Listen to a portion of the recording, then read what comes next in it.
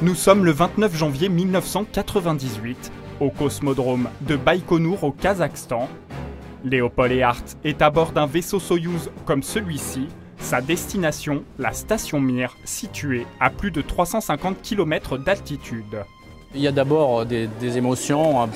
En général, c'est l'aboutissement d'un rêve. Donc évidemment, il y a un sentiment d'accomplissement. Le fait de pouvoir réaliser son rêve, c'est quand même quelque chose d'extraordinaire.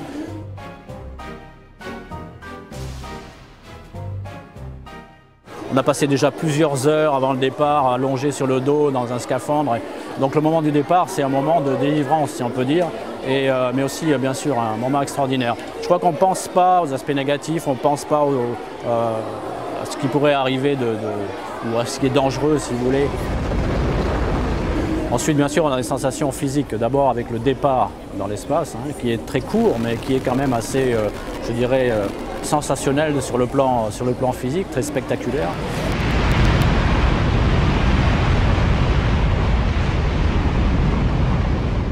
Cet ingénieur en aéronautique, ancien pilote de chasse, a participé à de nombreux projets scientifiques avec le CNES, Centre national d'études spatiales, avec l'ESA, l'Agence spatiale européenne.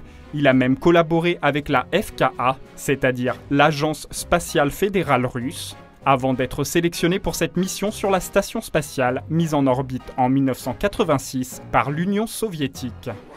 Alors d'abord, il faut savoir que lorsque je suis arrivé sur la station Mir, j'ai déjà passé deux jours dans un petit vaisseau, donc 48 heures dans un tout petit vaisseau. Donc le fait de trouver cet objet qui est très grand au milieu de nulle part, si on peut dire, au milieu de l'espace, c'est assez extraordinaire.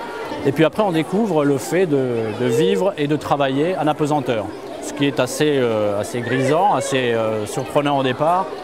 Mais c'est aussi un environnement particulier. Il faut pas mal de temps, quelques jours, quelques semaines, pour s'habituer à bien travailler, pour pouvoir bien travailler dans ces conditions.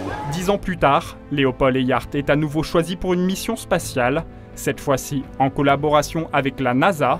Sur ces images, nous sommes alors le 8 février 2008. Léopold et 6 autres astronautes sont à bord de cette navette Atlantis. Oh yeah. All right, 300. Here we go.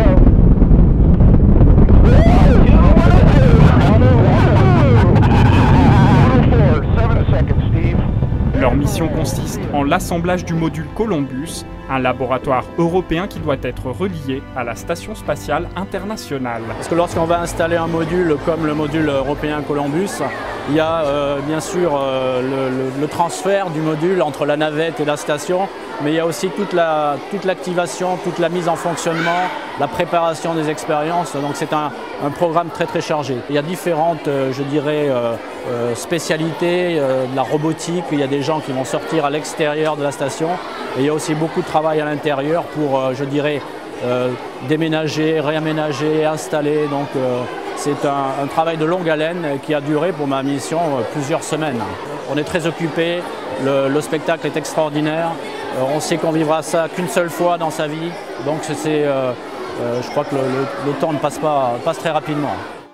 Lors de cette deuxième mission, Léopold Eyart aura passé 48 jours en orbite à plus de 400 km d'altitude. Et c'est pour partager toutes ces émotions hors du commun que cet officier de la Légion d'honneur n'hésite pas à tenir des cycles de conférences comme ici à Rueil-Malmaison, surtout pour le jeune public, afin, l'espère-t-il, que ces enfants n'abandonnent jamais leurs rêves.